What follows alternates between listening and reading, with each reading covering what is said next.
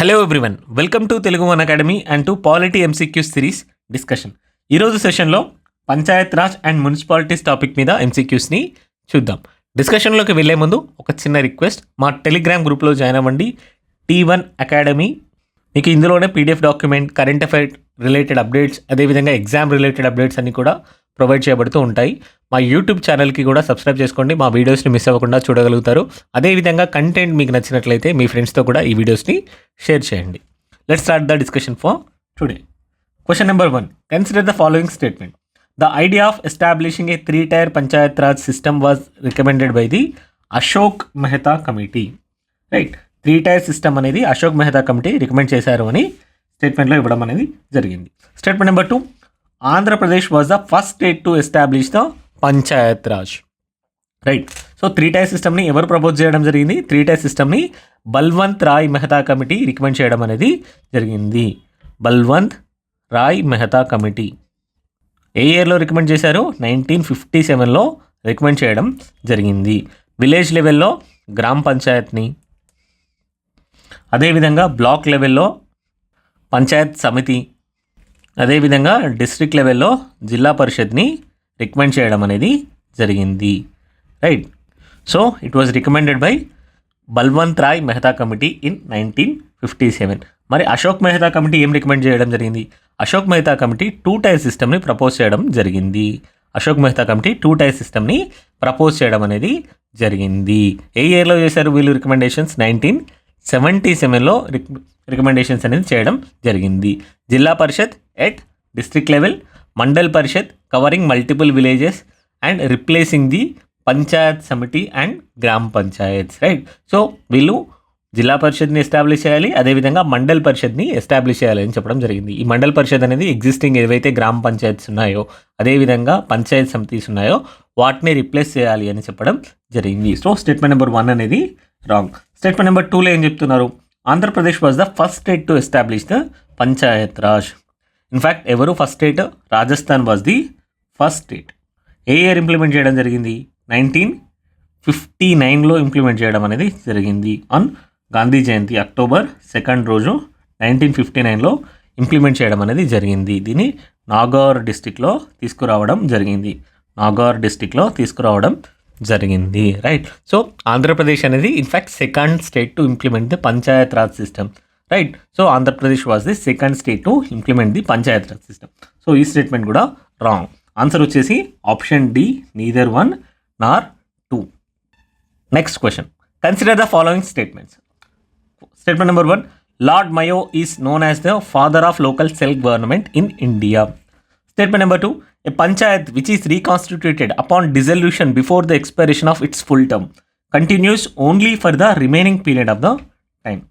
Statement number 3. According to 73rd and 74th Constitutional Amendment Act of 1992, the validity of any law relating to the delimitation of constituencies cannot be questioned in any court. Right. So, statement number 1లో ఏం చెప్తున్నారు? Lord Mayo is known as the father of local self government in India. In reality ఎవరు? It was lord Ripon. Lord Ripon is known as father of self government in India. Right, ఎందుకోసం? He introduce the self government resolution of 1882. Right, so lord Ripon has introduce the self government resolution in 1882. Right, so it laid the foundation for the decentralized governance through municipalities and local bodies. So ఈ resolution ఏదైతే pass చేశారో local self government resolution 1882లో pass చేసిన ఈ resolution అనేది decentralised గవర్నెన్స్కి ఒక foundation, ఒక పునాది వేయడం అనేది జరిగింది. ఏ విధంగా? మల్టిపుల్ వాటిని ఏదైతే ఉన్నాయో మున్సిపాలిటీతో తీసుకురావడం, అదేవిధంగా లోకల్ బాడీస్ని ఇంప్లిమెంట్ చేయడం ద్వారా ఈ ఫౌండేషన్ అనేది వేయడం జరిగింది. మరి లార్డ్ మయో ఏం చేశారు? He initiated financial decentralization. Right, so financial డీసెంట్రలైజేషన్ని లార్డ్ మయో తీసుకురావడం జరిగింది. లార్డ్ మయో ముందా, లార్డ్ రిప్పన్ ముందా? లార్డ్ మయోనే ముందు రావడం జరిగింది. 1869 to 1872లో గవర్నర్ జనరల్గా ఉండడం జరిగింది. లార్డ్ రిప్పన్ ఏ టైంలో ఉన్నారు? లార్డ్ రిప్పన్ వచ్చేసి 1884 వరకు ఉండడం జరిగింది. సో ఈ introduce the financial decentralization. Right, కానీ ఇన్స్టిట్యూషనల్ రిఫార్మ్స్ అన్నీ తీసుకొచ్చింది లార్డ్ రిప్పన్ గారు తీసుకురావడం అనేది జరిగింది. సో స్టేట్మెంట్ నెంబర్ 1 అనేది రాంగ్. స్టేట్మెంట్ నెంబర్ 2లో ఏం చెప్తున్నారు? A panchayat which is reconstituted upon dissolution before the expiration of its full term continues only for the remaining period of the time. So statement అనేది correct. According to article 243E of 4 of the Indian Constitution, if panchayat is dissolved before its full term, that is 5 years, the newly elected panchayat will only serve for the remainder of the original term. That means ఒకసారి పంచాయత్ అనేది elections అనేది జరిగాయి 5 years కంటే ముందు, అంటే ఒక 3 years లోపే అది డిజాల్వ్ అయిపోయింది. రిమైనింగ్ 2 years అనేది ఉంది కదా, ఎలక్షన్ జరిగినప్పుడు నెక్స్ట్ వచ్చే పంచాయత్ ఏదైతే ఉందో అది ఓన్లీ ఒక 2 years వరకు మాత్రమే ఉండడం అనేది జరుగుతూ ఉంటుంది. కానీ లోక్సభ ఎలక్షన్స్లో ఏం జరుగుతూ ఉంటుంది? ఒకవేళ 3 yearsకి కంప్లీట్గా లోక్సభ డిజాల్వ్ అయినా కూడా నెక్స్ట్ వచ్చేసి ఫుల్ టర్మ్ 5 yearsకి ఉండడం అనేది మనం చూస్తూ ఉంటాం. కానీ పంచాయత్స్లో ఆ విధంగా జరగదు. It only serves for the remainder of the original term, not for a fresh 5 year time, right. So ఫ్రెష్గా 5 year టర్మ్ అనేది ఉండదు. ఓన్లీ రిమైండర్ ఏదైతే టైం ఉందో, రిమైండర్ పీరియడ్ ఏదైతే ఉందో దాన్ని మాత్రమే సర్వ్ చేయడం అనేది జరుగుతూ ఉంటుంది. So it ensures the continuity in the series. ఏదైతే కంటిన్యూటీ ఉందో, సిరీస్ ఉందో, ఆ ఇయర్స్ ఉన్నాయో వాటిలో కంటిన్యూటీ అనేది ఉంటుంది. అదేవిధంగా అన్ఫేర్ ఎక్స్టెన్షన్స్ అనేవి ఉండవు. స్టేట్మెంట్ అనేది కరెక్ట్. స్టేట్మెంట్ నెంబర్ 3లో ఏం చెప్తున్నారు? According to 73rd and 74th Constitutional Amendment Act of 1992, the validity of any law relating to the delimitation of the constituencies cannot be questioned in any court. Statement అనేది correct. So no ఏం చెప్తారు? ఈ article 243 of O and article 243ZG ఏం చెప్తుంటాయి? No court shall have the jurisdiction to question the delimitation of constituencies అని చెప్పడం జరుగుతుంది. అదేవిధంగా allotment of seats to such constituencies అనేది కూడా ఎక్కడ కూడా ఏ కోర్ట్స్లో కూడా క్వశ్చన్ చేయకూడదు అని చెప్పడం జరిగింది. సో ఏ యాక్ట్ ప్రకారం తీసుకురావడం జరిగింది? 73rd and 74th Constitutional Amendment Act ప్రకారం కోర్ట్స్ అనేవి వీటిని క్వశ్చన్ చేయకూడదు అని చెప్పడం జరిగింది. సో స్టేట్మెంట్ అనేది కరెక్ట్. ఆన్సర్ వచ్చేసి only 2 and 3, that is option C, only 2 and 3. Next question. As per the provisions provided in the 73rd Constitutional Amendment Act of 1992, which of the following statements are correct? Right. So statement number 1. According to the Article 243D, 50% of the seats are reserved for the scheduled caste and scheduled tribes in every panchayat. Statement number 2. Not less than 1/3 of the seats reserved for the scheduled caste and scheduled tribes in every panchayat shall be reserved for women belong to SCs or STs. Statement number 3. Not less than 1/3 of the total number of offices of chairpersons in panchayats at each level are reserved for women. Right. So ఇది మెయిన్గా reservations గురించి మాట్లాడడం అనేది జరుగుతూ ఉంది. పంచాయతీరాజ్ సిస్టంలో ఉన్న reservation ఎలక్షన్స్కి ఏవైతే ఉన్నాయో వాటికి సంబంధించిన రిజర్వేషన్స్ గురించి మాట్లాడడం అనేది జరుగుతుంది. స్టేట్మెంట్ నెంబర్ 1 ఏం చెప్తుంది?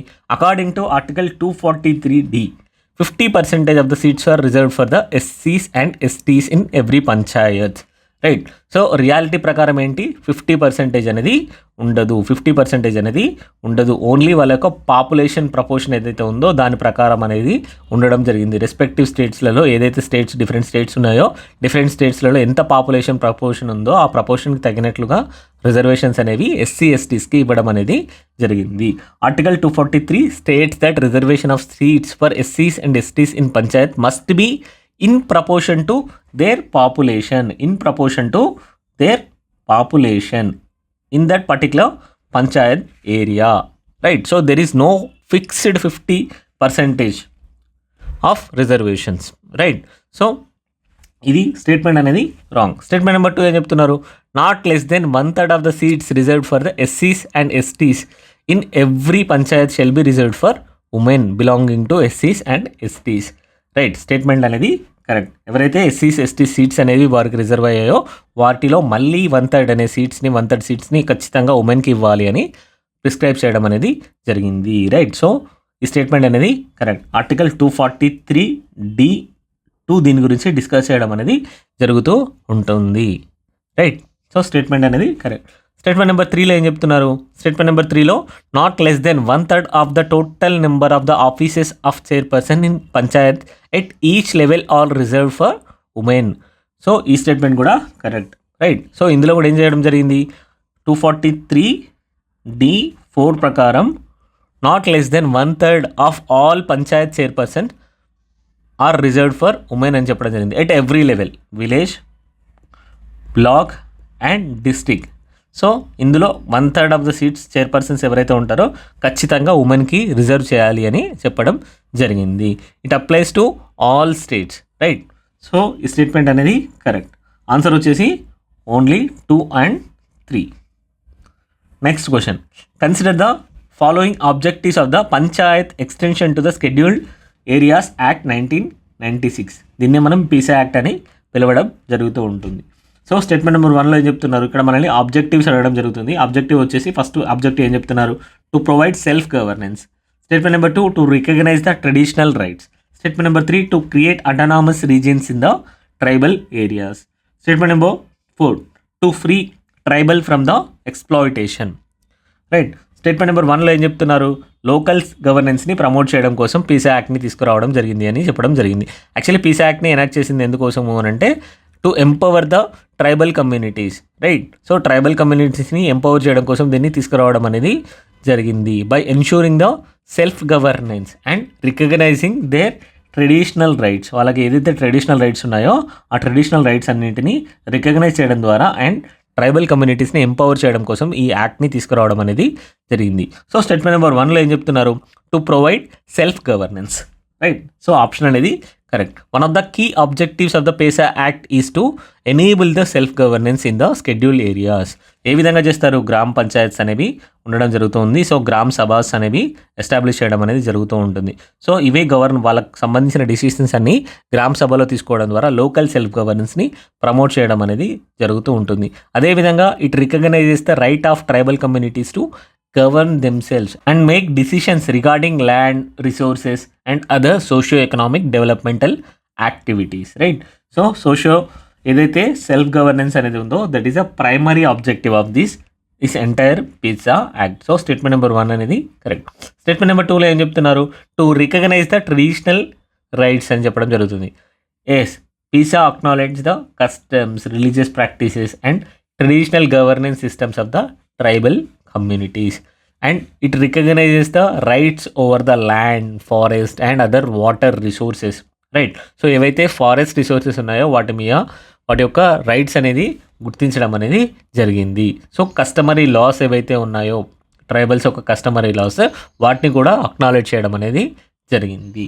So to recognise the traditional rights of the tribal people, ఇది కూడా కరెక్ట్గానే ఉంటుంది. సో స్టేట్మెంట్ నెంబర్ 3 ఏమంటున్నారు? To create autonomous regions in the tribal areas. To some extent it creates actually autonomy అంటే ఏంటి? ఏదైతే వాళ్ళకి పర్టికులర్గా వాళ్ళకి సంబంధించిన డిసిషన్స్ ఉన్నాయో ఆ డిసిషన్స్ని లోకల్ లెవెల్లోనే తీసుకోవడం అనేది అటానమీ కింద రావుతుంది. So to enable the people or to empower the people to take decisions pertaining to themselves, అది అటానమీ కింద రావడం అనేది జరుగుతుంది. కానీ కంప్లీట్ అటానమీని ఇది పీసా యాక్ట్ అనేది ప్రమోట్ చేయదు. పీసా యాక్ట్ యొక్క ముఖ్య ఉద్దేశం ఏంటి? To provide the self governance అనేది ఇంపార్టెంట్, మెయిన్గా ఎంపవర్మెంట్ అనేది ఇంపార్టెంట్, నాట్ ద అటానమస్ రీజియన్స్ని క్రియేట్ చేయడం అనేది కాదు. It is not the objective of the PESA act. So statement number 4లో ఏం చెప్తున్నారు? To free the tribal people from the exploitation, right. So PESA యొక్క ముఖ్య ఉద్దేశమే to empower the tribal communities, right, by ensuring their participation in the decision making system. Decision మేకింగ్లో వాళ్ళని participate చేయడం ద్వారా వాళ్ళని ఎంపవర్ చేయాలి అనేది పీసా యొక్క ముఖ్య ఉద్దేశం. So they protect from the exploitation by other forces or external forces such as land grabbers or money lenders or any industrials ఎవరైతే ఉన్నారో, ఇండస్ట్రియల్ డెవలప్మెంటల్ కంపెనీస్ ఎవరైతే ఉన్నారో, సో వాటన్నింటి నుండి కూడా వీరిని ప్రొటెక్ట్ చేయడం అనేది దీని యొక్క ముఖ్య ఉద్దేశం. సో స్టేట్మెంట్ నెంబర్ 4 కూడా కరెక్ట్. ఆన్సర్ వచ్చేసి option A, only 1 to 4. Next question. According to 73rd Amendment Act of 1992, organization of Gram Sabha is compulsory provision. Matters related to disqualifications of members of Panchayat Raj shall be referred to the governor of a state. Statement number 3, 21 years is the minimum age for contesting the elections to the Panchayat. So statement number 1లో ఏం చెప్తున్నారు? Organization of Gram Sabha is a compulsory provision.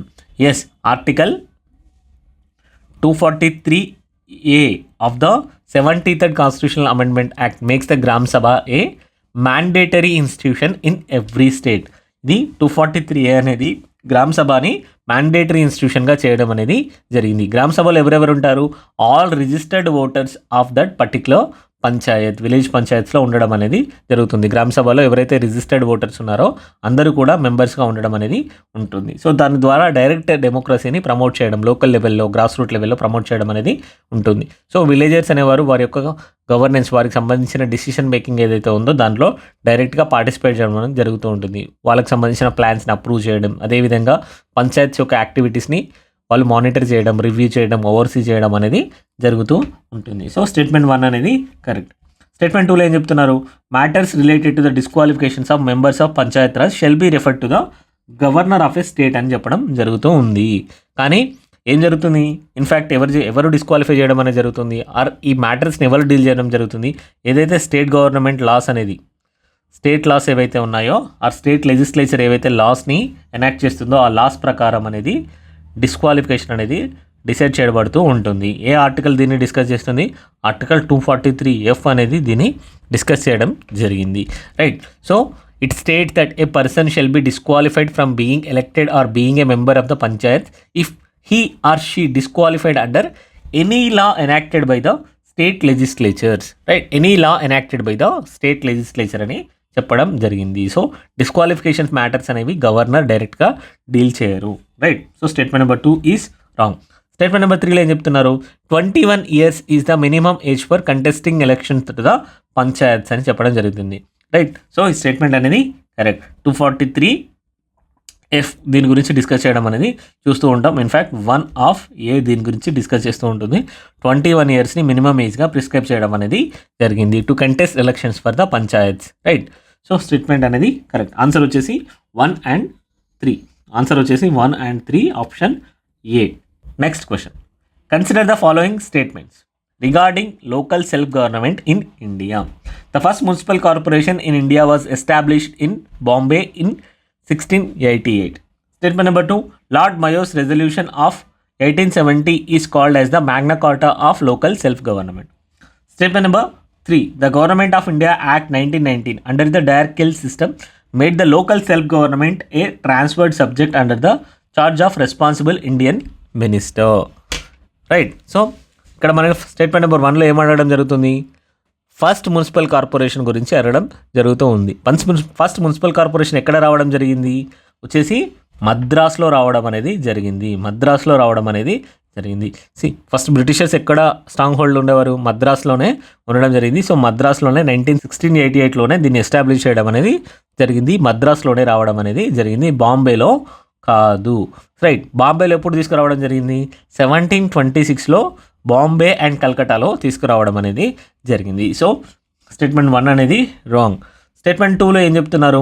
Lord Mayo's resolution of 1870 is called as a Magna Carta of local self government. Right. So మనం already క్వశ్చన్ని చూడడం అనేది జరిగింది. Lord Mayo's resolution అనేది ఏం చేసింది? ఫైనాన్షియల్ డీసెంట్రలైజేషన్ని తీసుకురావడం జరిగింది. రైట్. ఫైనాన్షియల్ డీసెంట్రలైజేషన్ ద్వారా ఏం జరిగింది? లోకల్ ఇన్స్టిట్యూషన్స్ ఏవైతే ఉన్నాయో they were allowed to imposes the taxes for their needs. Right. So కానీ స్ట్రక్చరల్ చేంజెస్ అనేది ఎక్కువగా దీనిలో తీసుకురాలేదు. దీన్ని Magna Carta of local self government అని పిలువం. ఇండీడ్ ఎవరైతే లార్డ్ రిప్పన్ ఉన్నారో 1882లో ప్రపోజ్ చేసిన రిజల్యూషన్ ఏదైతే ఉన్నాయో అప్పుడు సిగ్నిఫికెంట్ రిఫార్మ్స్ అనేది తీసుకురావడం అనేది జరిగింది. ఒక రిప్రజెంటేటివ్ ఇన్స్టిట్యూషన్స్ అనేది లోకల్ లెవెల్లో తీసుకురావడం అనేది జరిగింది. And as we discuss he is the true father of local self government in India. Lord Ripon ఎవరైతే ఉన్నారో 1882లో రిజల్యూషన్ అనేది తీసుకురావడం జరిగింది. దాని ద్వారా లోకల్ సెల్ఫ్ గవర్నమెంట్ని ప్రమోట్ చేయడం అనేది జరిగింది. ఆ రిజల్యూషన్ని మనం Magna Carta of local self government అని పిలవడం జరుగుతూ ఉంటుంది. It was not Lord Mayo. Statement అనేది wrong. Statement number 3.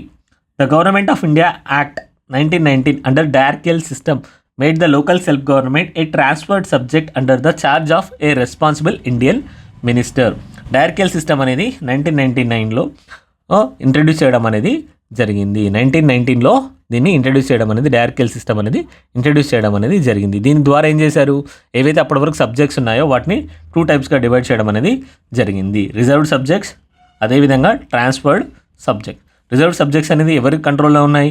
They were under the control of British officials, right. Directly British officials వీటిని కంట్రోల్ చేయడం అనేది జరిగింది. ఏవైతే ట్రాన్స్ఫర్ సబ్జెక్ట్స్ ఉన్నాయో అవి ఇండియన్ మినిస్టర్స్ అనేవి కంట్రోల్ చేయడం అనేది జరిగింది. ఇండియన్ మినిస్టర్స్ యొక్క కంట్రోల్కి వెళ్ళడం అనేది జరిగింది, right. So local self government అనేది ఎక్కడ ప్లేస్ చేశారు? ట్రాన్స్ఫర్డ్ సబ్జెక్ట్లోనే మెన్షన్ చేయడం అనేది జరిగింది, right. So they made the Indian ministers responsible for it's administration, right. So this was a major step towards the decentralisation, increasing the participation in the local self governance. Statement అనేది correct. ఇది very important, రెగ్యులర్గా అడగడం జరుగుతుంది. ఏ ఇయర్లో are ఏ టైంలో ఏ system కింద మనకి direct control అనేది ఎల్ఎస్జీ మీద ఇవ్వడం జరిగింది, లోకల్ సెల్ఫ్ గవర్నమెంట్స్ మీద ఇండియన్ యొక్క కంట్రోల్ అనేది ఎప్పుడు రావడం జరిగింది అని ఎక్కువగా ఫ్రీక్వెంట్గా అడిగే ఛాన్సెస్ అనేవి ఉన్నాయి. సో ఆన్సర్ వచ్చేసి only 3, option C only 3.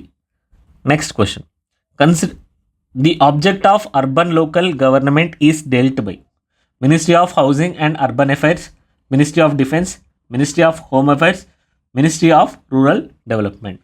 Urban local గవర్నమెంట్ని ఏ మినిస్ట్రీస్ డీల్ చేస్తాయి అని అడగడం జరుగుతుంది. So ministry of housing and urban affairs, right. It is the primary ministry responsible for the urban governance, planning and developmental activity. So ఈ statement 1 అనేది correct. ఏ projects అనేది మనం చూస్తున్నాం? స్మార్ట్ సిటీస్ ప్రాజెక్ట్స్ అవ్వచ్చు, అమృత్ ప్రాజెక్ట్ అవ్వచ్చు, స్వచ్ఛ భారత్ ఏదైతే అర్బన్ కాంపోనెంట్ ఉందో Swachh Bharat machine urban component కూడా ఈ housing and urban affairs ministry deal చేయడం అనేది జరుగుతుంది. అదేవిధంగా అర్బన్ ఇన్ఫ్రాస్ట్రక్చర్ డెవలప్మెంట్ కూడా కంప్లీట్గా దీని పరిధిలోకి రావడం అనేది జరుగుతుంది. సో మినిస్ట్రీ ఆఫ్ డిఫెన్స్ అనేది అర్బన్ లోకల్ గవర్నమెంట్తో డీల్ చేస్తుందా లేదా అనేది ట్రికీ ఇక్కడ. It deals the urban local government through cantonment boards, right. So these boards manage the cantonment areas అంటే ఏంటి? ఏవైతే అర్బన్ సెటిల్మెంట్స్ ఉన్నాయో near to the military bases దగ్గరలో ఉన్న అర్బన్ సెటిల్మెంట్స్ని కంటోన్మెంట్ ఏరియాస్ అని పిలవడం అనేది జరుగుతూ ఉంటుంది. ఇవి అనేది కంటోన్మెంట్ యాక్ట్ అనేది తీసుకురావడం జరిగింది 2006లో దీన్ని తీసుకురావడం జరిగింది. సో ఈ యాక్ట్ ప్రకారం ఈ ఏరియాస్ని గవర్న్ చేయడం అనేది జరుగుతూ ఉంటుంది. సో మినిస్ట్రీ ఆఫ్ డిఫెన్స్ కూడా అర్బన్ లోకల్ గవర్నమెంట్లో పార్టిసిపేట్ చేయడం అనేది జరుగుతుంది through cantonment boards, right. So statement అనేది కరెక్ట్. స్టేట్మెంట్ నెంబర్ 3లో ఏమడుతున్నారు? మినిస్ట్రీ ఆఫ్ హోమ్ అఫైర్స్ అనేది పార్టిసిపేట్ చేస్తుందా ఇన్ కేస్ ఆఫ్ యూటీస్? ఏవైతే యూనియన్ టెరిటరీస్ ఉన్నాయో union territories and municipal corporations in UTs like Delhi, Puducherry, Chandigarh వాటన్నిటిలో కూడా మినిస్ట్రీ ఆఫ్ హోమ్ అఫైర్స్కి రోల్ అనేది ఉంటుంది. అక్కడ అదేవిధంగా మిగిలిన ఏరియాస్లో డిజాస్టర్ మేనేజ్మెంట్ అదేవిధంగా అర్బన్ పోలీసింగ్ యాక్టివిటీస్ని హ్యాండిల్ చేయడం అనేది జరుగుతూ ఉంటుంది, రైట్. సో ఈ స్టేట్మెంట్ కూడా correct. Ministry of rural development యొక్క ముఖ్య ఉద్దేశం ఏంటి? To deal with or to handle the rural developmental activities, right. So మేజర్గా ఏం చేస్తాయి? ఎంజీ నరేగా అండ్ ప్రధానమంత్రి ఆవాస్ యోజన రూరల్ కాంపోనెంట్ ఏదైతే ఉందో అదేవిధంగా నేషనల్ రూరల్ లైవ్లీహుడ్ మిషన్ అనేవి వాటికి రెస్పాన్సిబిలిటీ అనేది రూరల్ డెవలప్మెంట్ మిషన్ అనేది ఆ డెవలప్మెంటల్ మినిస్ట్రీ అనేది తీసుకోవడం అనేది జరుగుతూ ఉంటుంది. It is not responsible for the urban local governance. It primary focus is to ensure the rural development and to focus on the rural areas, not to deal with the urban local government. So statement 4 అనేది wrong. Answer వచ్చేసి 1, 2, 3. That is option C. 1, 2, 3 is the right answer. Which of the following units of urban local self-government does not have a constitutional foundation? Which of the following units of urban local self-government does not have a constitutional foundation? ఏ ఒక్క ఇన్స్టిట్యూషన్కి constitutional foundation అనేది లేదు అని అడగడం జరుగుతూ ఉంది. First one వచ్చేసి option A cantonment boards, option B municipal councils, option C municipal corporations, option D nagar panchayats. Answer వచ్చేసి cantonment boards. ఇందాకే చూసాం కంటోన్మెంట్ బోర్డ్స్ అనేవి సపరేట్గా గవర్న్ చేయడం అనేది జరిగింది. కంటోన్మెంట్స్ యాక్ట్ అనేది 2006 ద్వారా తీసుకురావడం జరిగింది. సో ఈ యాక్ట్ ప్రకారం వీటిని అడ్మినిస్టర్ చేయడం అనేది జరుగుతూ ఉంటుంది. ఎవరు చేస్తారని చెప్పాము?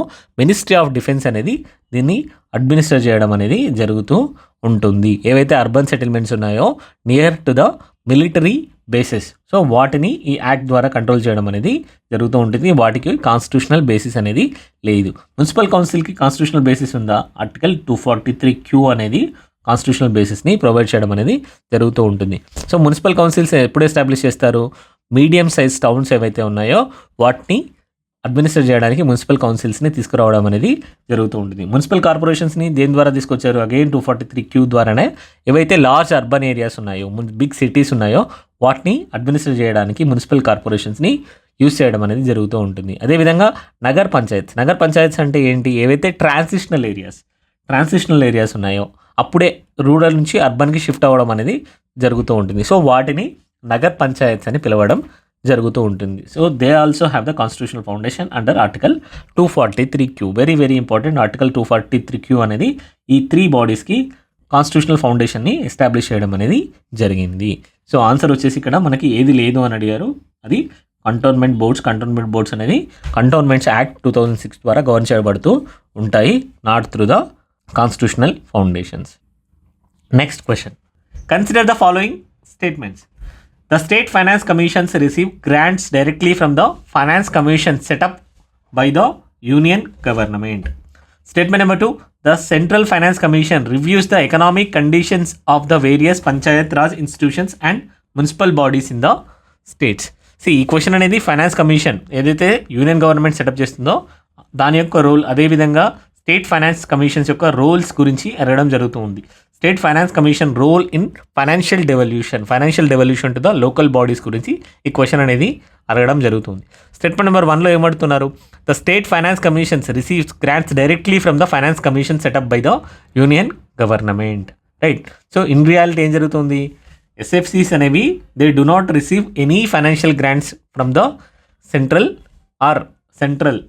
Finance commission, right? So they recommend the devolution of funds between the center and the states but does not provide any funds to the SFCs. మెయిన్గా ఏం చేస్తుంది ఫైనాన్స్ కమిషన్ అనేది? సెంటర్కి స్టేట్స్కి మధ్యలో ఏదైతే మనీ డివల్యూషన్ ఉందో, మనీ ఏదైతే డివైడ్ చేయాలందో దాన్ని డిసైడ్ చేయడం అనేది జరుగుతుంది. ఎస్ఎఫ్సీస్కి అంటే స్టేట్ ఫైనాన్స్ కమిషన్స్కి ఎటువంటి మనీని డైరెక్ట్గా ఇవ్వడం అనేది జరగదు. Instead SFCs are the appointed by the respective state governments to review the financial positions of the Panchayat Raj institutions in particular states. ఏదైతే స్టేట్స్ ఉందో ఆ స్టేట్స్లో ఫైనాన్షియల్ పొజిషన్ని రివ్యూ చేయడం కోసం పంచాయత్ రాజ్ ఇన్స్టిట్యూషన్స్, అదేవిధంగా అర్బన్ లోకల్ బాడీస్ ఏవైతే ఉన్నాయో వాటి యొక్క పొజిషన్ని రికమెండ్ చేయడం కోసం చూసి రివ్యూ చేసి, అదేవిధంగా రిసోర్స్ షేరింగ్ అనేది ఏ విధంగా ఉండాలి, మనీ అనేది ఎంత డివాల్వ్ చేయాలి అనేది రికమెండ్ చేయడం కోసం ఎస్ఎఫ్సీస్ని తీసుకురావడం అనేది జరుగుతూ ఉంటుంది. కానీ వాటికి డైరెక్ట్గా మనీ అనేది సెంట్రల్ ఫైనాన్స్ కమిషన్స్ నుంచి రావు. ఇక్కడ సెంట్రల్ ఫైనాన్స్ కమిషన్ అంటే ఏమంటున్నాము? Finance commission that is being setup by the union government, right? So ఇక్కడ మనీ అనేది రాదు. స్టేట్మెంట్ 1 అనేది రాంగ్. స్టేట్మెంట్ నెంబర్ 2లో ఏం చెప్తున్నారు? The central finance commissions reviews the economic conditions of various Panchayat Raj institutions and municipal bodies in the states అని చెప్పడం జరుగుతుంది. యాక్చువల్లీ ఇవి only distribution of resources between the states and సెంటర్స్ని డీల్ చేయడం అనేది జరుగుతూ ఉంటుంది. ఏదైతే ఆర్టికల్ 280 కింద ఫైనాన్స్ కమిషన్ సెటప్ అవుతుందో అది only money devolution between the centre and state గురించి డీల్ చేయడం అనేది జరుగుతుంది. It does not directly review the economic conditions of the Panchayat Raj and municipal bodies ఏవైతే ఉన్నాయో వాటిని రివ్యూ చేయడం అనేది జరగదు. Instead it allocates the grant in aids to the local bodies, right? So through state governments అనేది ఎంత గ్రాంట్స్ ఇవ్వాలి అనేది రికమెండ్ చేయడం అనేది జరుగుతూ ఉంటుంది. అదేవిధంగా based on the recommendations from the state finance commissions ఏవైతే ఉన్నాయో ఆ స్టేట్ ఫైనాన్స్ కమిషన్స్ నుంచి రికమెండేషన్స్ ద్వారా గ్రాంట్ ఇన్ ఎయిడ్స్ని ప్రమోట్ చేయడం అనేది జరుగుతూ ఉంటుంది. సో ఈ స్టేట్మెంట్ కూడా రాంగ్. సో ఆన్సర్ వచ్చేసి neither 1 nor 2. Option D neither 1 nor 2. Next question, consider the following statement regarding the notified area committee. It is created by a notification and unlike the municipality. Statement number 2. It is an entirely elected body created by the state government. Statement number 3. It is a statutory body created for the administration of fast developing towns and towns that do not yet fulfill all the conditions necessary for the constitution of a municipality. Right. So statement number 1 అనేది చూద్దాం. It is created by a notification unlike the municipality. నార్మల్గా municipality అనేది ఏ విధంగా create అవుతాయి? State loss ద్వారా create అవ్వడం అనేది జరుగుతూ ఉంటాయి మున్సిపాలిటీస్ అనేవి. కానీ ఇక్కడ ఓన్లీ ఇవైతే ఉన్నాయో నోటిఫైడ్ ఏరియా కమిటీస్ ఉన్నాయో అవి ఓన్లీ మనకి నోటిఫికేషన్ ద్వారా, గవర్నమెంట్ యొక్క గెజెట్ నోటిఫికేషన్ ద్వారా మాత్రమే వాటిని క్రియేట్ చేయడం అనేది జరుగుతూ ఉంటుంది. ఇది కూడా ఒక అర్బన్ లోకల్ బాడీ టైపే. ఏదైతే ఫాస్ట్ డెవలపింగ్ టౌన్స్ ఉన్నాయో అవి కంప్లీట్గా మున్సిపాలిటీకి ట్రాన్స్ఫార్మ్ చేయడానికి కావాల్సిన కండిషన్స్ అనేవి ఫుల్ఫిల్ చేయకపోయినట్లయితే వాటిని నోటిఫైడ్ ఏరియా కమిటీస్ కింద క్రియేట్ చేయడం అనేది జరుగుతుంది. వాటిని ఓన్లీ ఒక నోటిఫికేషన్ ద్వారానే, అంటే ఒక గెజెట్ నోటిఫికేషన్ ద్వారానే క్రియేట్ చేయడం అనేది జరుగుతుంది. నార్మల్గా మున్సిపాలిటీస్ని లాస్ ద్వారా క్రియేట్ చేయడం అనేది జరుగుతూ ఉంటుంది. సో స్టేట్మెంట్ నెంబర్ 1 అనేది ఇక్కడ కరెక్ట్. స్టేట్మెంట్ నెంబర్ 2లో ఏమంటున్నారు, it is an entirely elected body created by the state government అని పిలవడం జరుగుతుంది. Notified area committee is not an elected body, its members are nominated by the state government. Members అనేవారు state government ద్వారా nominate చేయబడుతూ ఉంటారు, right. So it is the major difference between the municipal councils and municipal corporations that are elected bodies, right. So ఇక్కడ ఇది elected body అనేది కాదు, ఈ statement అనేది రాంగ్. స్టేట్మెంట్ నెంబర్ 3లో ఏం చెప్తున్నారు, it is a statutory body created for the administration of A fast developing towns and towns that do not or does not yet fulfill the conditions necessary for the constitution of a municipality అని చెప్పడం జరుగుతుంది. It is indeed A fast developing towns, వాటి కోసం administration కోసం create చేయబడుతూ ఉంటుంది, కానీ ఇక్కడ statutory body అనేది కాదు, రైట్. సో స్టాట్యూటరీ బాడీ అంటే ఖచ్చితంగా ఒక లా ద్వారా దాన్ని ఫామ్ చేయాల్సిన అవసరం అనేది ఉంటుంది, కానీ ఇక్కడ మనం ఆల్రెడీ చూసాం ఒక గెజెట్ నోటిఫికేషన్ ద్వారా మాత్రమే దీన్ని క్రియేట్ చేయడం అనేది జరుగుతూ ఉంటుంది. సో ఇది స్టాట్యూటరీ బాడీ కాదు. సో స్టేట్మెంట్ అనేది రాంగ్. ఆన్సర్ వచ్చేసి option A, that is only one is the right answer. Next question, consider the following statements about municipalities. Statement number 1, the parliament can extend the provisions of this part to the newly created union territories. Statement number 2, the president can extend the provisions to both UTs and areas covered under the 5th and 6th schedule.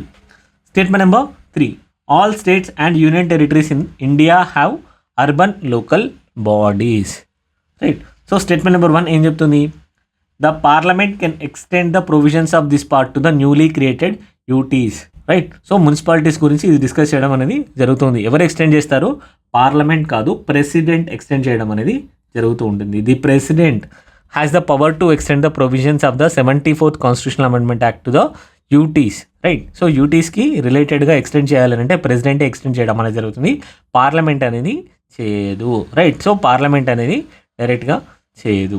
So statement number 2లో ఏం చెప్తున్నారు, the president can extend the provisions to both UTs and areas covered under the 5th and 6th schedule అని చెప్పడం జరుగుతుంది. See president can extend this provision to UTs but not to the areas covered under the 5th and 6th schedule, right. So ఇవన్నీ కంప్లీట్గా 244 article 244 కింద govern చేయబడుతూ ఉంటాయి. Schedule 5 areas ఏవైతే ఉన్నాయో tribal areas like Jharkhand, Odisha, Chhattisgarh, so they require state specific legislature. అదేవిధంగా schedule 6 areas ఏవైతే ఉన్నాయో Assam, Meghalaya, Tripura, Mizoram, so they follow a different system of governance through autonomous district councils and parliament has the exclusive power to make the legislature for the scheduled areas, right. So it is not the president కాదు, ఇక్కడ parliament చేయడం అనేది జరుగుతుంది. President only UTs వరకు మాత్రమే జరుగుతుంది.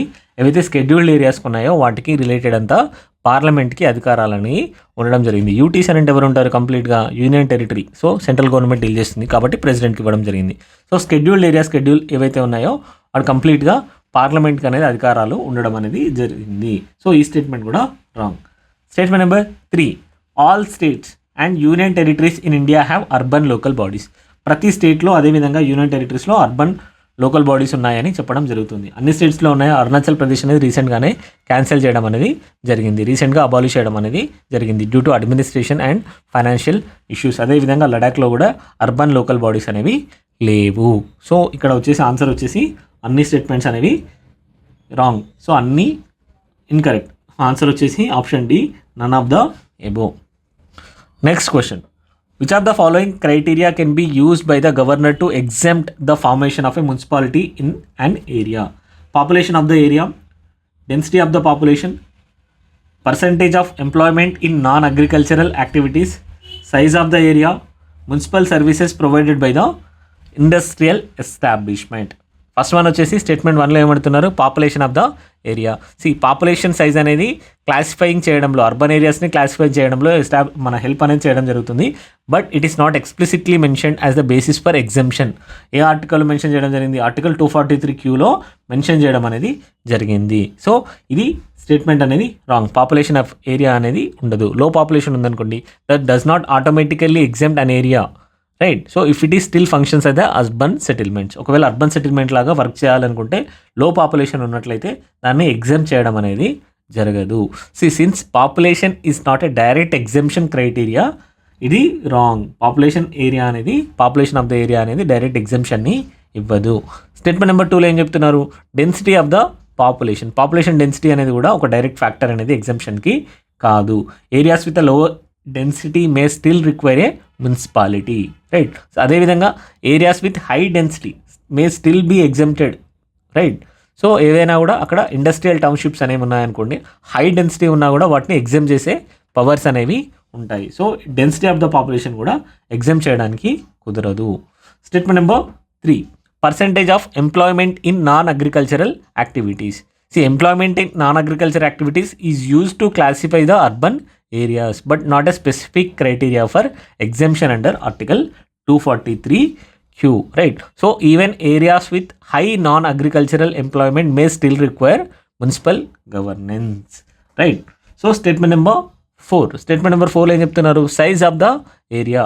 Article 243Q అనేది ఎక్స్ప్లిసిట్గా mention చేయడం అనేది జరిగింది. Governor May exempt and area from municipal governance based on it's size అని చెప్పడం జరిగింది. ఇక్కడ పాపులేషన్ అంటున్నాము, ఇక్కడ సైజ్ అంటున్నాము. సైజ్ అని అంటే ఇక్కడ మనం దేని గురించి డిస్కస్ చేస్తున్నాం, దాని యొక్క ఏరియా వైజ్గా డిస్కస్ చేయడం అనేది జరుగుతూ ఉంది. So area of a size or area size ఏదైతే ఉందో it's a valid exemption factor, right. So larger areas that are industrially developed may declared as a industrial development township. So ఇది కూడా correct. ఈ industrial townships ఏవైతే ఉన్నాయో are industrial establishments ఏవైతే ఉన్నాయో, ఒకవేళ అవే మున్సిపల్ సర్వీసెస్ని like water, electricity and other సర్వీసెస్ని, సివిక్ కమ్యూనిటీస్ని ప్రొవైడ్ చేస్తూ ఉన్నాయనుకోండి, వాటిని కూడా ఎగ్జామ్ చేసే పవర్స్ అనేవి ఉండడం జరిగింది. సో ఇది కూడా right statement. So size of the area, అదేవిధంగా municipal services if they are being provided by the industrial establishment, ఇది కూడా కరెక్ట్ అవుతుంది. సో ఆన్సర్ వచ్చేసి only 4 and 5. Answer 4 and 5, that is option D. Next question. Consider the following statements about the dissolution of municipalities. No amendment to a law during the duration of the municipality can cause its dissolution. Statement number 2. An opportunity is given to understand the reason for its dissolution unlike panchayats.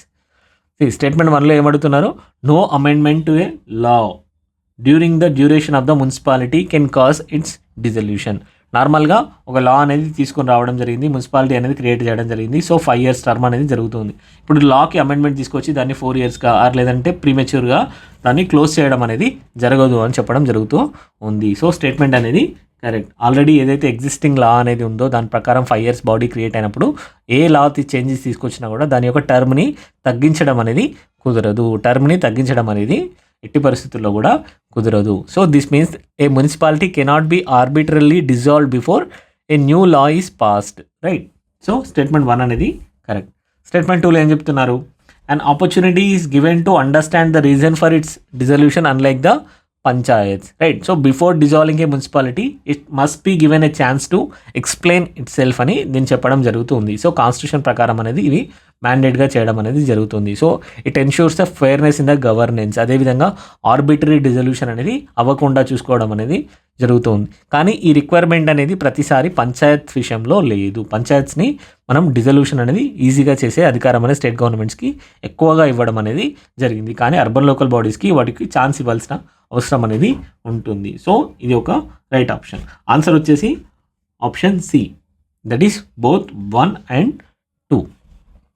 Next question. Consider the following statements. The provisions for municipalities define the composition of the Gram Sabha. Statement number 2. As per the constitution, every state shall have a Nagar Panchayats, municipal councils and municipal corporation. Statement number 1 ఏం చెప్తుంది, the provisions for municipalities define the composition of Gram Sabha.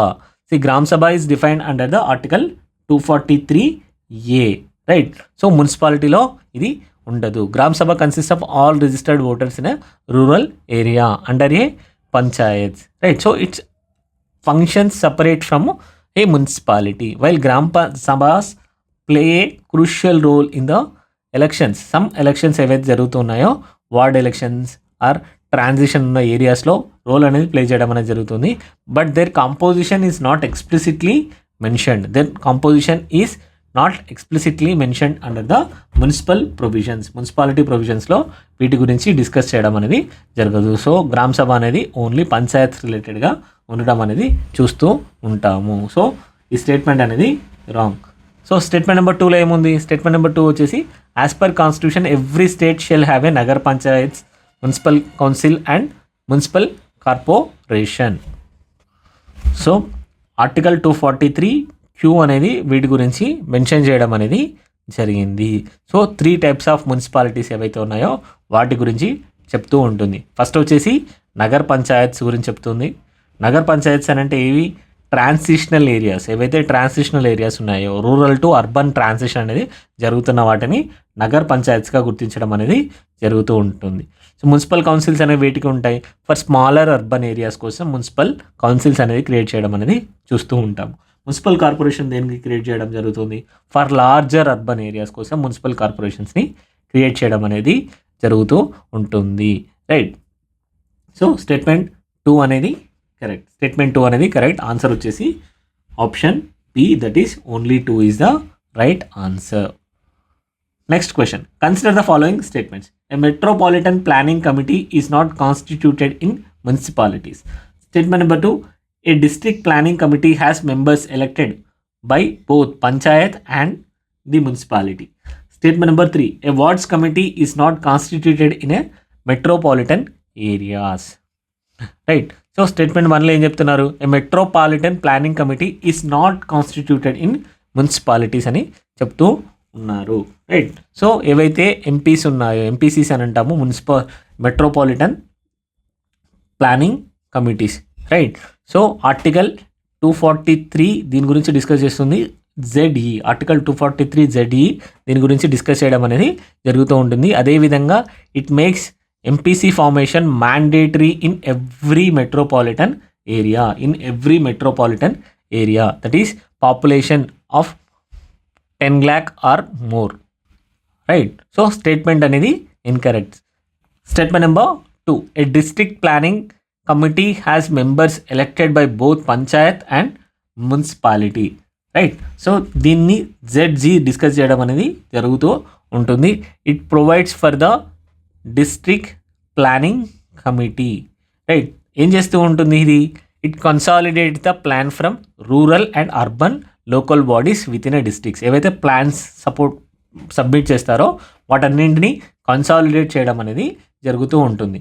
So దీంట్లో both ఎవరైతే పంచాయత్స్ నుంచి ఉన్నారో rural areas నుంచి, అదేవిధంగా municipality urban areas నుంచి డైరెక్ట్గా ఎలక్ట్ కాబడ్డ మెంబర్స్ అనేవి ఉండడం జరుగుతూ ఉంటుంది. So it includes the elected members from both panchayats as well as the municipalities. Right. So statement అనేది కరెక్ట్. Statement number 3.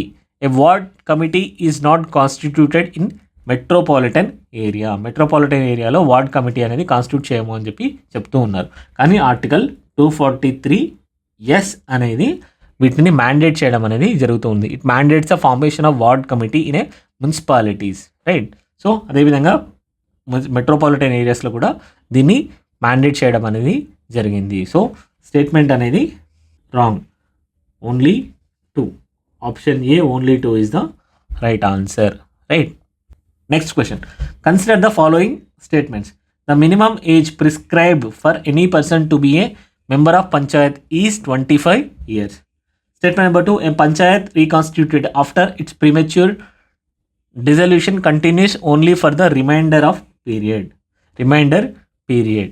సో ఇక్కడ మనల్ని ఏమడుగుతున్నారు? మినిమం ఏజ్ గురించి అడగడం జరుగుతుంది. So minimum age prescribed for any person to be a member of panchayat is 25 years అని చెప్తూ ఉన్నారు. సో ఆర్టికల్ 243F1A అనేది క్లియర్గా మెన్షన్ చేయడం అనేది జరిగింది. సో మినిమం ఏజ్ ఎంత అని చెప్పారు? 21 years అనేది చెప్పడం జరిగింది. It states that the minimum age for contesting panchayat elections is 21 years, not the 25 years. This means any person aged 21 or above is eligible to be elected as a panchayat member. Right. So statement 1 అనేది wrong. Statement 1 అనేది wrong. Statement number 2లో ఏం చెప్తున్నారు? Statement number 2లో a panchayat reconstituted after premature dissolution continues only for the reminder period. Right. So statement అనేది correct. Already మనం చూడడం జరిగింది. ఒకవేళ ఏదైనా పంచాయత్ కనుక ప్రిమెచ్యూర్గా అంటే ఫుల్ టర్మ్ కంప్లీట్ కావకముందుకు డిజాల్వ్ అయిపోయింది అనుకోండి, 5 years ఫంక్షన్ చేయాల్సింది 3 years లోపు అయిపోతే నెక్స్ట్ ఎలక్షన్స్ అనేవి ఈ 2 years ఉన్న టర్మ్ కోసం మాత్రమే చేయబడుతూ ఉంటాయి. నెక్స్ట్ ఎలక్ట్ అయిన బాడీ అనేది 5 yearsకి కంటిన్యూగా వర్క్ చేయదు. సో స్టేట్మెంట్ అనేది కరెక్ట్. ఆన్సర్ వచ్చేసి option B, only 2 is the right answer. Next question. The fundamental objective of the Panchayat Raj system is to ensure which among the following: people's participation in development, political accountability, democratic decentralization and financial mobilization. Right. So panchayat Raj system గురించి అడుగుతున్నారు. వాటి యొక్క main objectives ఏంటి అని అడుగుతూ ఉన్నారు. మనకు తెలుసు 73rd కాన్స్టిట్యూషనల్ అమెండ్మెంట్ యాక్ట్ 1992 ద్వారా తీసుకురావడం అనేది జరిగింది. మెయిన్లీ ఎందుకోసం? To ensure people's participation in the development. Right. So panchayat Raj system అనేది మెయిన్గా తీసుకొచ్చింది డైరెక్ట్ పీపుల్ యొక్క పార్టిసిపేషన్ అనేది, వారి యొక్క డిసిషన్ మేకింగ్ ఏదైతే గ్రామ సభ ఉందో, గ్రామ సభ అనేది ఆర్టికల్ 243A ద్వారా ఎస్టాబ్లిష్ చేయడం అనేది జరుగుతుంది. సో గ్రామ సభని ఏర్పాటు చేసేసి ఒక డిసిషన్ మేకింగ్ ప్రాసెస్లో పీపుల్ని ఇన్వాల్వ్ చేయడం కోసమే ఈ పంచాయత్ రాజ్ సిస్టమ్ని తీసుకురావడం అనేది జరిగింది. It is the main objective to promote the democracy at the grass root level. So right. So అదేవిధంగా ఏ విధంగా జరుగుతుంది? డిసిషన్ మేకింగ్లో పార్టిసిపేట్ చేయాలి, వాళ్ళకి సంబంధించిన డిసిషన్స్ని వారే తీసుకోవడం. డెమోక్రసీ అంటే ఏంటి? By the people, of the people and for the people. వాళ్ళకి సంబంధించిన డిసిషన్స్ అన్నింటినీ వాళ్ళే తీసుకోగలగాలి, డైరెక్ట్ యాక్షన్స్. సో ప్లాన్స్ ఏవైతే వచ్చాయో వాటిని అప్రూవ్ చేయడం, ప్రాజెక్ట్స్ని అదేవిధంగా మనీ అలొకేషన్ ఏదైతే లోకల్ లెవెల్లో వాళ్ళ విలేజ్ పంచాయత్ లెవెల్లో ఉన్న బడ్జెట్ని అలొకేట్ చేయడంలో మొత్తం ఓవరాల్గా పీపుల్ అనేవారు డైరెక్ట్గా పార్టిసిపేట్ చేయడం అనేది జరుగుతూ ఉంటుంది. అదేవిధంగా మానిటరింగ్ చేయడం కూడా జరుగుతూ ఉంటుంది. So people participation in the development అనేది major one. Political accountability. See they are democratic in nature and they primary focus is to promote the local governance, not the political accountability. Political accountability అంటే ఏంటి? Legislative ఓవర్సెట్ అనేది ఏదైతే మినిస్టర్స్ని ఇప్పుడు మనం ఎగ్జిక్యూటివ్ని మనం parliament అనేది అకౌంటబుల్గా చేస్తూ ఉంటుంది కదా, అది పొలిటికల్ అకౌంటబిలిటీగా కన్సిడర్ చేయబడుతూ ఉంటుంది. ఇక్కడ పొలిటికల్ అకౌంటబిలిటీ అనేది మేజర్ ఆబ్జెక్టివ్ అనేది కాదు. రైట్. సో ఏదైనా హయ్యర్ లెవెల్ ఆఫ్ గవర్నమెంట్ ఎక్కడ ఉన్నాయో వాటిలో ఇది రిలవెంట్గా ఉంటుంది, కానీ ఇక్కడ కాదు. నెక్స్ట్ వచ్చేసి డెమోక్రటిక్ డీసెంట్రలైజేషన్. ఇది రైట్ స్టేట్మెంట్. ఎందుకు అని అంటే one of the core principle of the Panchayat Raj system is democratic decentralization. Decentralization అంటే ఏంటి? ఏదైతే డిసిషన్ మేకింగ్ పవర్ ఉందో ఆర్ ఇంప్లిమెంటేషన్ పవర్ ఉందో లోకల్ లెవెల్కి ట్రాన్స్ఫర్ చేయడం, పవర్ అనేది ట్రాన్స్ఫర్ చేయడాన్ని డీసెంట్రలైజేషన్ అని పిలవడం జరుగుతుంది. ఇక్కడ మన 3-tier పంచాయత్ సిస్టమ్ ద్వారా ఎస్టాబ్లిష్ చేయడం ద్వారా ప్రతి లెవెల్కి కొన్ని పవర్స్ అనేవి ఇవ్వడం అనేది జరిగింది. So they participate in the economic developmental activities and they take the decisions pertaining to them. So ఇది కూడా రైట్ ఆన్సర్. ఫైనాన్షియల్ మొబిలైజేషన్ అనేది రైట్ ఆన్సర్ కూడా కాదు. ఫైనాన్షియల్ మొబిలైజేషన్ అనేది కరెక్ట్ ఆన్సర్ కాదు. ఫైనాన్షియల్ డెవల్యూషన్ అనేది దీని యొక్క ముఖ్య ఉద్దేశం. రైట్. సో పంచాయత్ రాజ్ సిస్టంలో మనం ఫైనాన్షియల్ డెవల్యూషన్ని చూస్తాం, ఫైనాన్షియల్ మొబిలైజేషన్ అనేది కాదు. ఇప్పుడు వన్ ఆఫ్ ద ఏరియా అనేది ఫోకస్ అనేది పంచాయత్కి ఫైనాన్షియల్ మొబిలైజేషన్ కూడా టర్న్ అయింది, కానీ మనకి ఏదైతే ఒరిజినల్గా తీసుకొచ్చారో ఆ టర్మ్లో ఫైనాన్షియల్ మొబిలైజేషన్ అనేది ఎక్కువగా కాదు. ఫైనాన్షియల్ మొబిలైజేషన్ని చేయడం ద్వారా పంచాయత్ రాజ్ ఇన్స్టిట్యూషన్స్ని సపోర్ట్ చేస్తున్నాము, కానీ వాటి యొక్క one of the major objective అనేది అది కాదు. సో ఈ స్టేట్మెంట్ కూడా రాంగ్. ఆన్సర్ వచ్చేసి option C 1 and C. Option C 1 and 3. Next question. In the areas covered under the Panchayat extension to the Scheduled Areas Act 1996, what is the role or power of Gram Sabha? Statement number 1. Gram Sabha has the power to prevent the alienation of land in the scheduled areas. Gram Sabha has the power. Statement number 2. Gram Sabha has the ownership of minor forest produce. Statement number 3. Recommendation of Gram Sabha is required for granting prospecting license or mining lease for any mineral in the scheduled areas. Very important, very very important. Already చూసాం పేసా మీద questions అనేవి రెగ్యులర్గా అడగడం అనేది జరుగుతూ ఉంటుంది. So one of the major objective or main objective of PESA is to enable the tribal self governance. Right. So tribal self గవర్నెన్స్ని promote చేయడం అనేది దీని యొక్క ముఖ్య ఉద్దేశం. ట్రైబల్ సెల్ఫ్ గవర్నెన్స్ని ప్రమోట్ చేయడం అనేది దీని యొక్క ముఖ్య ఉద్దేశం.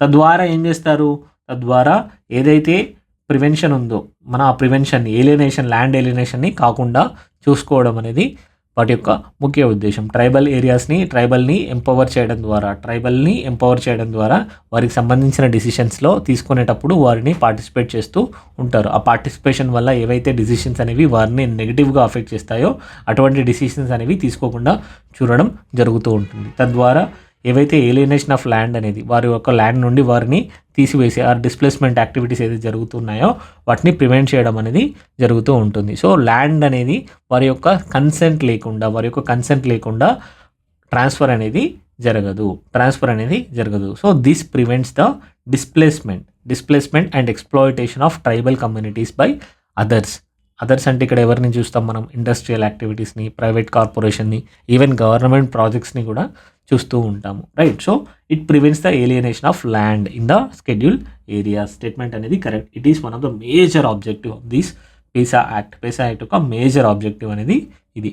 అండ్ స్టేట్మెంట్ నెంబర్ 2 ఏం చెప్తుంది, Gram Sabha has the ownership of minor forest produce.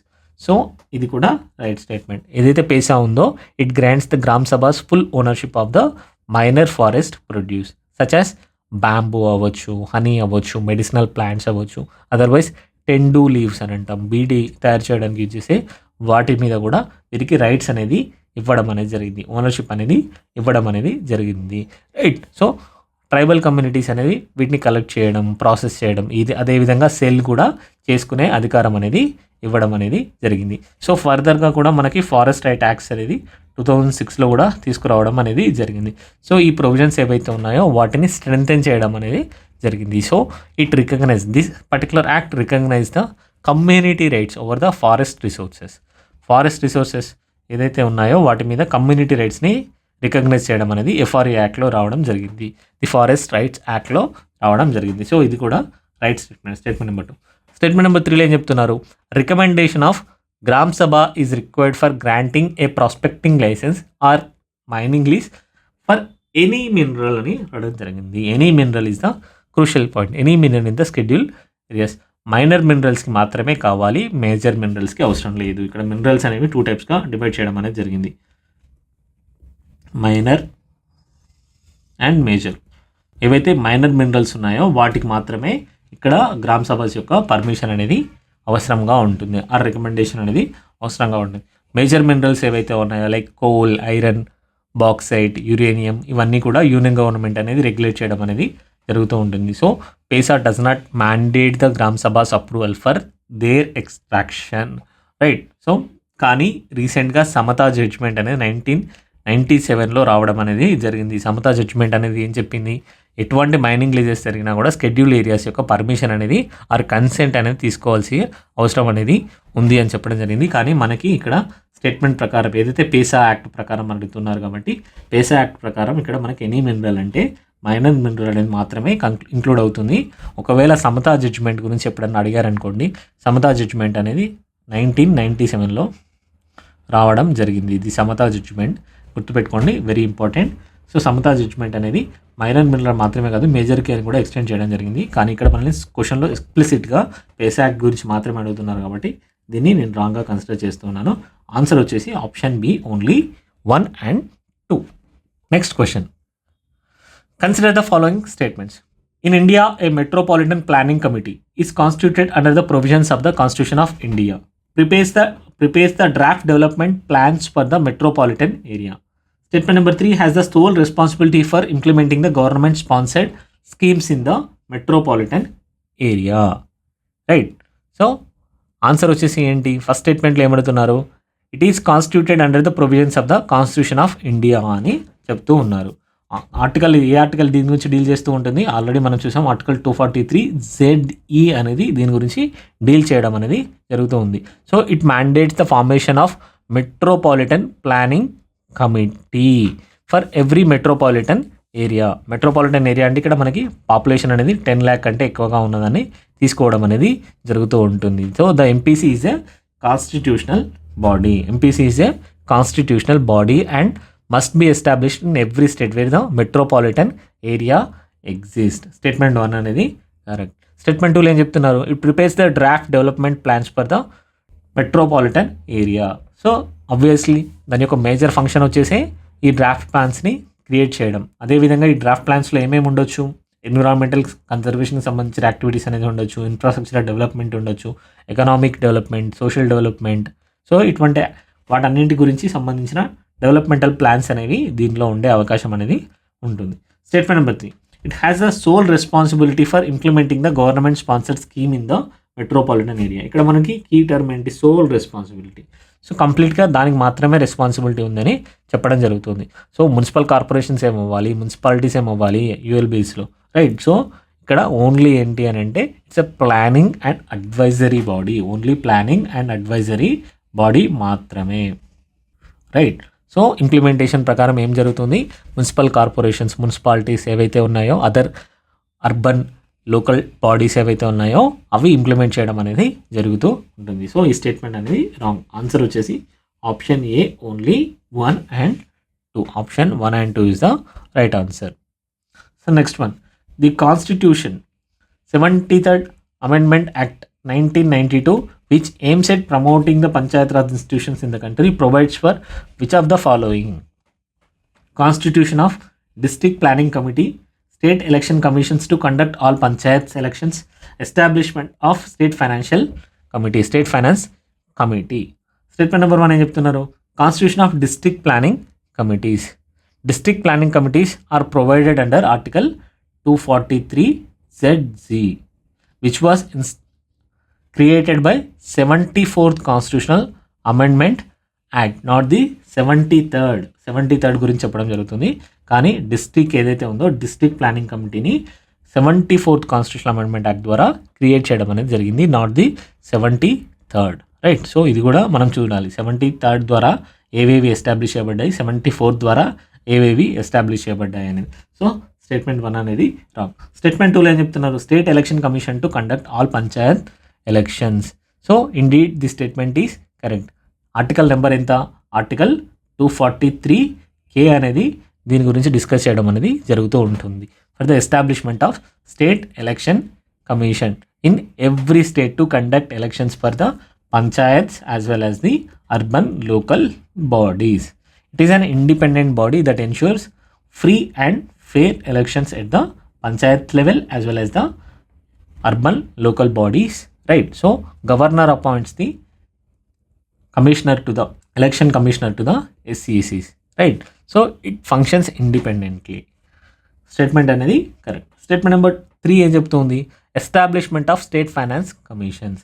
State finance commission ఏ ఆర్టికల్ ద్వారా తీసుకురావడం జరిగింది, ఆర్టికల్ 243I, ఆర్టికల్ 243I ద్వారా దీన్ని ఎస్టాబ్లిష్ చేయడం జరిగింది. It mandates the establishment of state finance commission for every 5 years, for every 5 years. ఎందుకోసం, to review the position of financial, to review the financial position of the panchayats, right. So it also recommends the revenue sharing arrangements between the state government and Panchayat Raj institutions, right.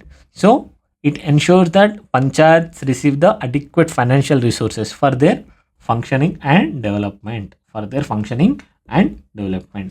So statement అనేది కూడా correct. Answer వచ్చేసి option B 2 and 3. Option B 2 and 3 is the right answer. So this is about the panchayat raj institutions and urban local bodies. So ఈ video కనుక మీకు నచ్చినట్లయితే మీ ఫ్రెండ్స్తో ఈ వీడియోస్ని షేర్ చేయండి. మా టెలిగ్రామ్ గ్రూప్లో జాయిన్ అవ్వడం మర్చిపోకండి. Thank you so much for watching.